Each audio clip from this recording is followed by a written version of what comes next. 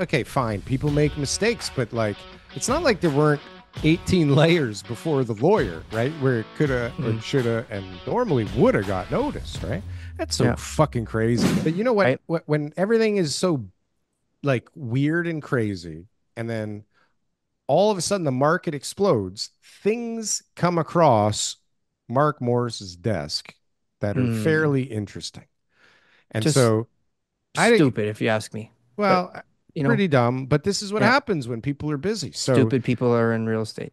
we're going to cut to our newest member of the team and a new segment called Legal Rants corner. from the Lawyer's L- Desk, I think we're Rants calling it. from the lawyer's desk. Rants Okay, from the Lawyer's I made up Desk. mine. Rants from the lawyer's desk. Mr. Morris. Hey guys, all right, rant from the lawyer's desk. Usually I talk about like systemic problems that are taking place in the market. I just want to focus down on the individual right now. Please, please, please, agents, please stop being sloppy. Now this isn't the case for everyone, but today or this week I had something cross my desk where someone had chosen to reverse the purchase price and the deposit. That is to say, they put a purchase price of $25,000 and they put a deposit of $650,000, and they signed the agreement, and neither the purchaser or the seller recognized that this mistake was there. Oh my God, like come on, you don't need to be a seasoned agent to open your eyes and understand that perhaps this wasn't the height of competence. If you're wondering, by the way, how does this kind of work out? Well, this is actually strangely not the first time that this has happened to me. This has happened several times in my career. I've seen this. So be aware, this is not a singular instance. And in all instances but one, I've seen everyone just kind of agree, and they sign an amendment, and everyone agrees that what they had agreed to pay was what they paid. One instance that I'm aware went to court. The person who was receiving a benefit refused to sign the amendment and tried to force, well, I forget what the numbers were, but I'll use the numbers I was just talking about, tried to force a deal for $25,000, which was insane. And of course, if you're wondering how that played out, the judge looked at him and said, this was a case of mutual mistake. That's the legal term, mutual mistake. Both sides made a mistake understanding the deal to be something else.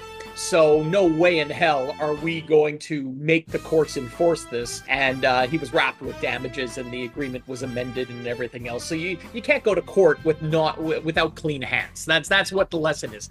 But the bigger lesson is, please don't go to court. Please read through your offers. Please make sure that you are not the agent who has to get a letter from me on this basis. And that is my rant of the week. So guys, I wish you the best. Yeah, that's stories from the trenches, I guess. Take care.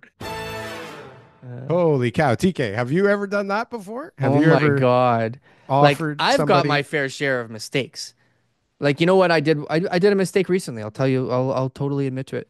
I always put hot water tank as a rental, never Mhm. put it as owned. Oh, That way, so you put in the listing hot water tank as a rental. That way on the APS, it says hot water tank's a rental. In the event that my clients owned hot water tank, if it's a rental, it's a rental. They assume it. If the owned hot water tank is, if it breaks down the week before closing, your client doesn't need to go and buy a $2,000 hot water tank. They can just stick in a rental oh, instead because it's already in the APS that it's included as a rental. If it's owned, it's very normal for this to happen. And the lawyers go, oh, turns out it's not a rental, it's owned. And the buyer goes, hey, great, I don't have to rent one anymore. Okay, so it's a win-win for everybody. For some reason, this hot water tank uh, didn't land in the in the listing as a rental, even though like I have like a list and checklist, and we have them sign on something, but it didn't happen. And the APS, it didn't happen. Went through the APS with the client, they didn't pick up on it. So we signed an agreement that said there was no hot water tank rental, and that um, basically the buyers are expecting one to be owned. So the client called me and he says, "Oh my God, I just found out what I'm going to do."